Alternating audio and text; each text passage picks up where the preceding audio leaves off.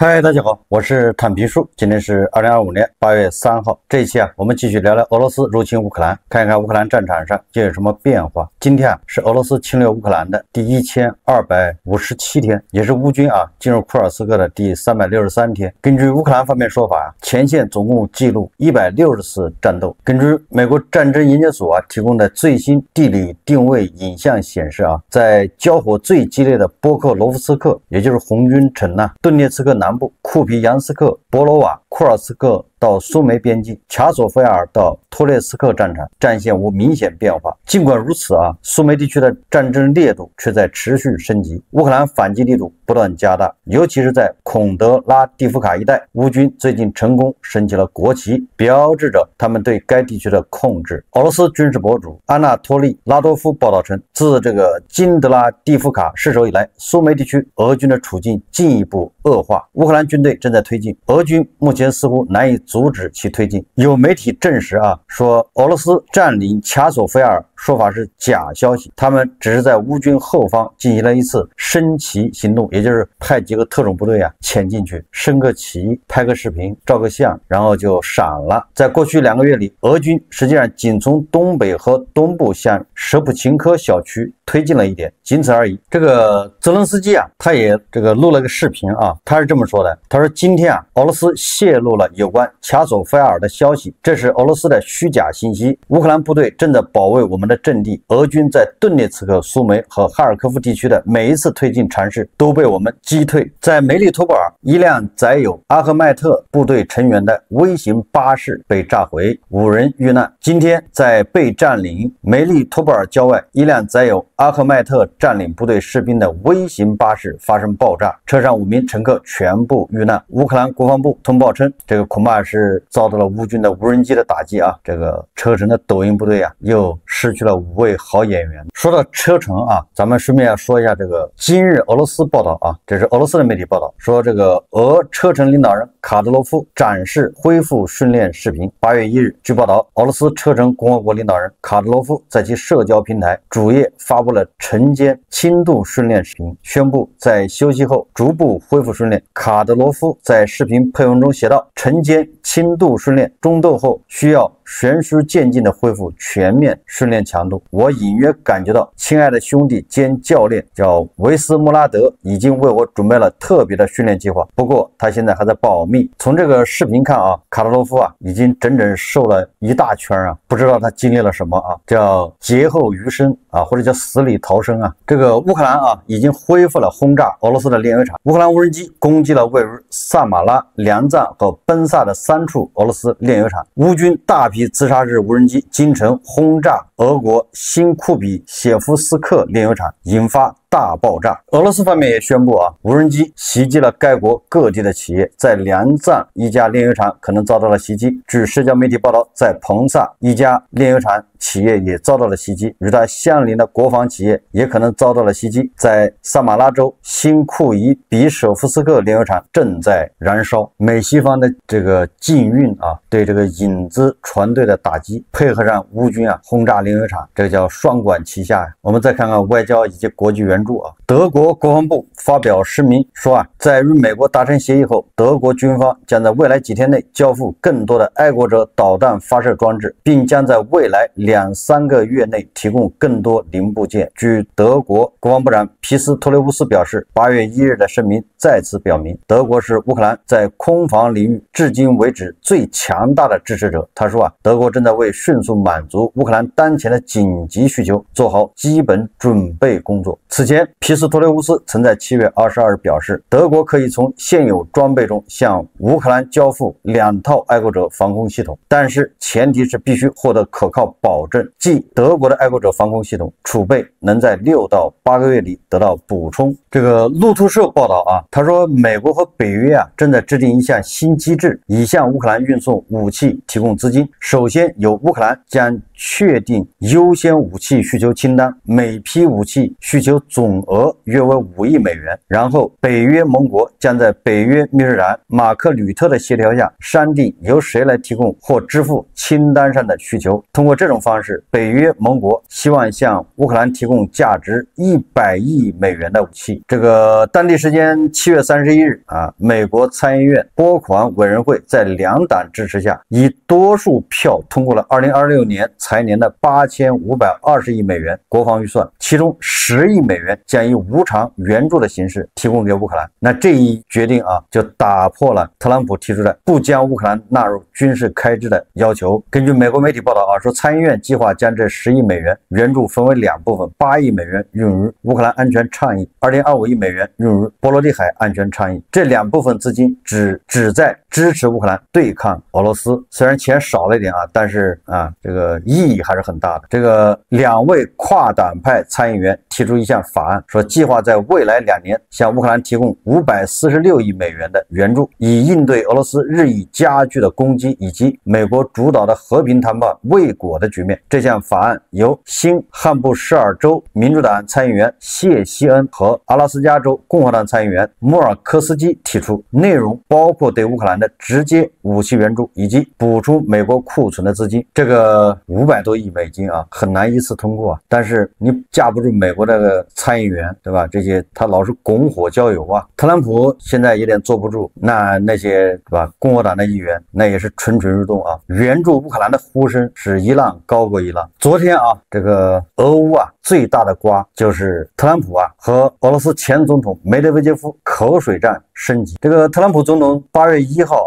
他通过他的这个真相社交媒体，还有在这个白宫接受记者采访的时候他多次说基于俄罗斯前总统现任联邦安全委员会主席梅德韦杰夫的挑衅言论，他已经命令2艘核潜艇部署在合适的地区，以防梅德韦杰夫的言论成真。这个事情来龙去脉咱们都说过了也就是这个特朗普至少形式上对普京是步步紧逼咄咄逼人先他说的是给普京50天时间，后来觉得不过瘾跑到英国去了在爱尔兰吧，他说给俄罗斯10天时间，要他10天内与乌克兰达成停火协议。后来好像在回美国的路上飞机上他说直接给了个时间8月8号，否则将祭出税率高达100%的刺激关税。特朗普还说了我不知道这个制裁有没有用但是我先制裁了再说。那乌克兰当然很高兴了，泽连斯基鼓掌欢迎，这回终于做了对的事情正确的事。但是俄罗斯呢就非常的愤怒这个俄罗斯口炮界的一哥梅德韦杰夫哪受得了这欺负忍不下这口气所以这个梅德韦杰夫就在社交媒体上发文说，特朗普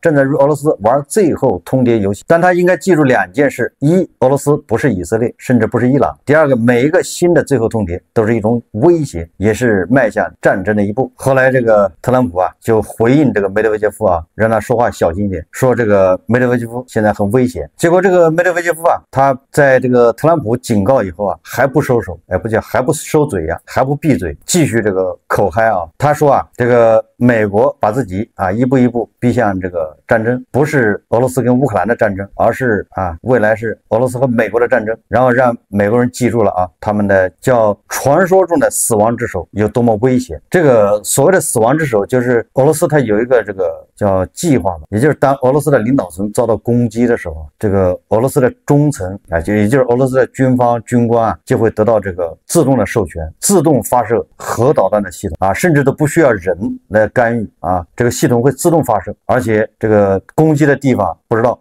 也就全球都有可能被它攻击，这叫死亡之手。结果这一下彻底把特朗普给激怒了。大家看视频。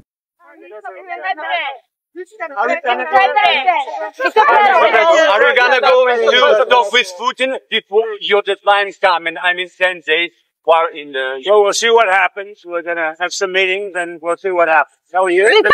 submarine being deployed. The nuclear submarine. Say it? We are being deployed. Nuclear submarine. Oh yeah, well we had to do that. We just have to be careful. And a threat was made and we didn't think it was appropriate, so I have to be very careful. So I do that on the basis of safety for our people. A threat was made by a former president of Russia, and we're going to protect our people. Is there anyone you plan to appoint? And what did Medvedev say to you that made you really mad? Well, you just have to read what he said. He was talking about nuclear. When you talk about nuclear, we have to be prepared, and we're totally prepared. In terms of the penalties on India, what numbers are you looking at, and are you going to be having a conversation with... Well, I understand India no longer is going to be buying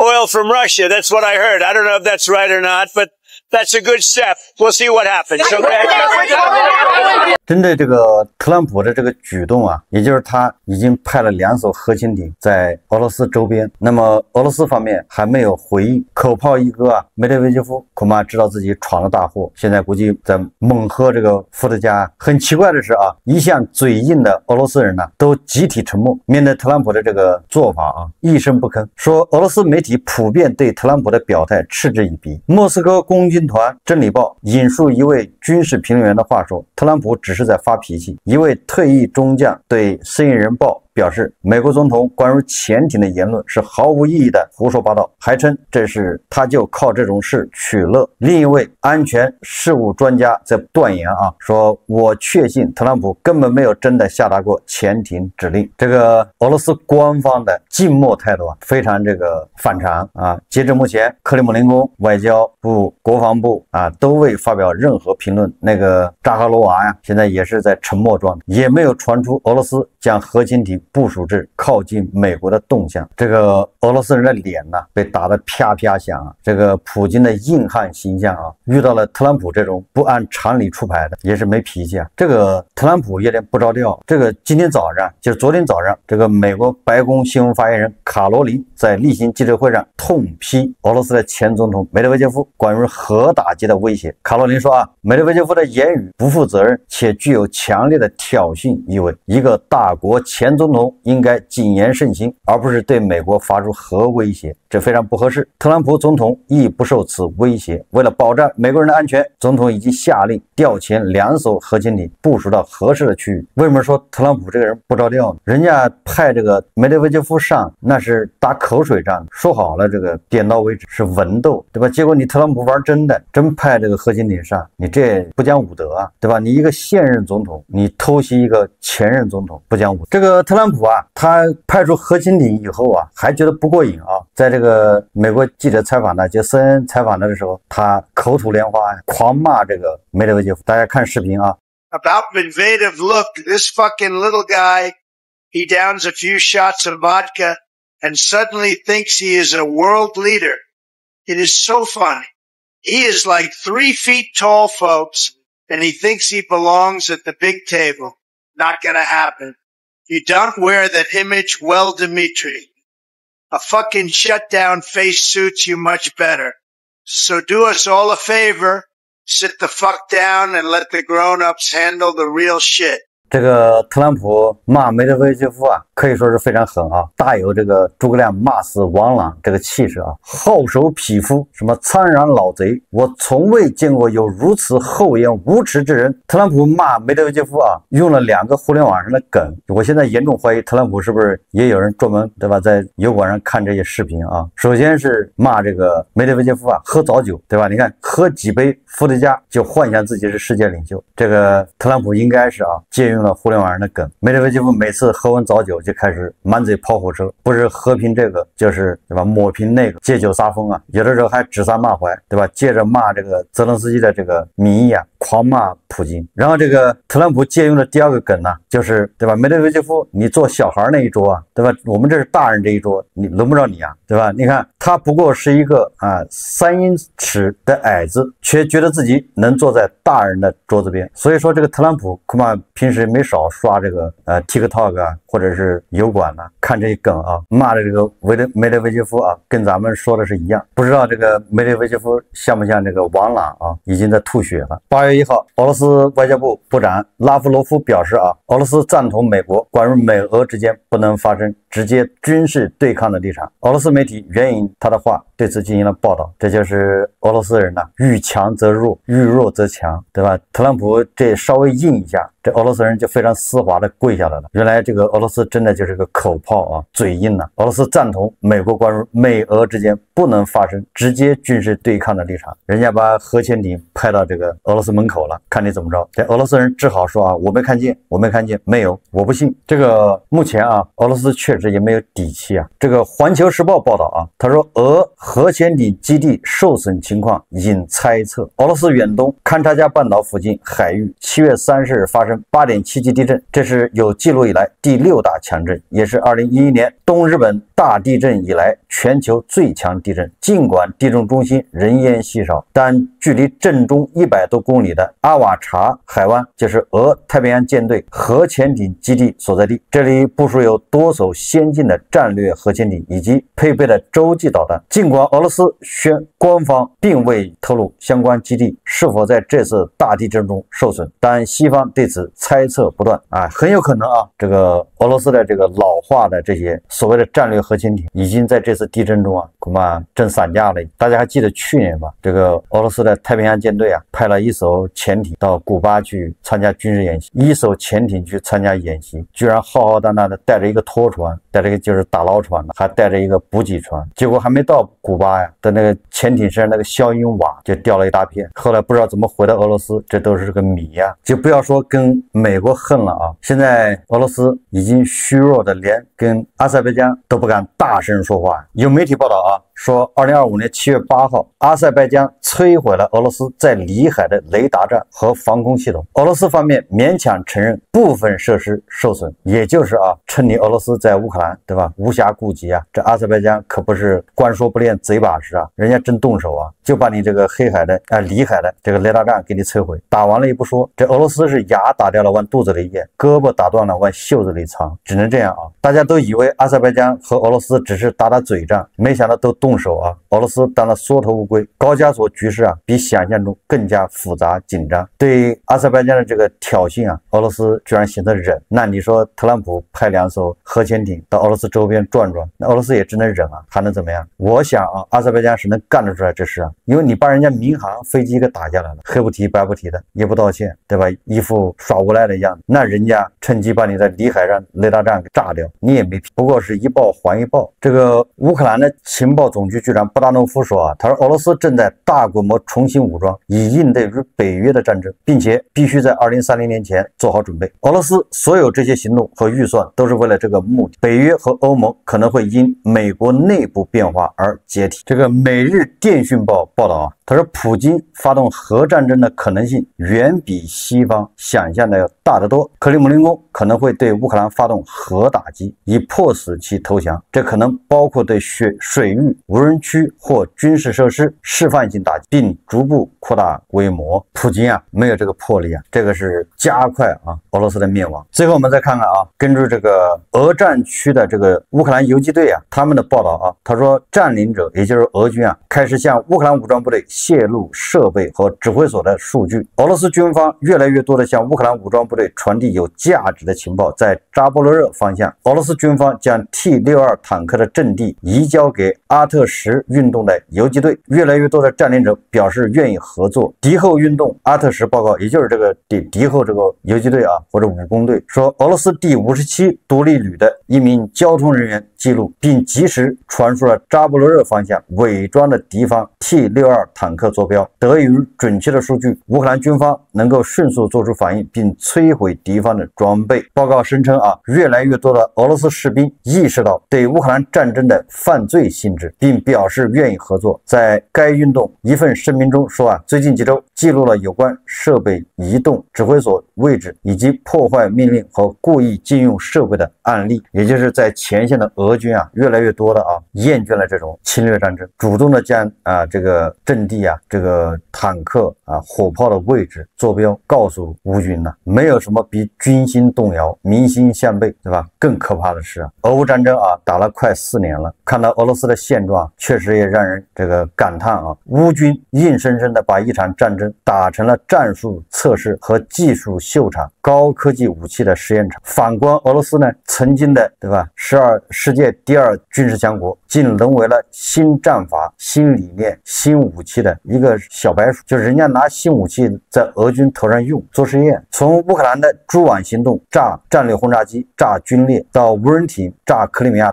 大桥，甚至黑客直接攻击俄罗斯的航空网络系统，也就是让俄罗斯防不胜防。现在这个黑客组织又继续进攻入侵俄罗斯的这个叫什么邮政系统连锁药店、连锁的诊所，导致这个医院的结账系统社保系统等等都崩溃，无法营业。实际上普京发动了这场侵略战争，像是把俄罗斯带入了一个深不见底的黑洞，人力、财力、物力源源不断、永无止境的，对吧？往这个无底洞里面扔不知道什么时候是个尽头。坐吃山空、孤立无援的俄罗斯根本看不到胜利的希望。好，这期节目我们就聊到这里，感谢大家收看。如果喜欢我的节目，欢迎订阅、转发，也可以在下方留言评论。谢谢大家。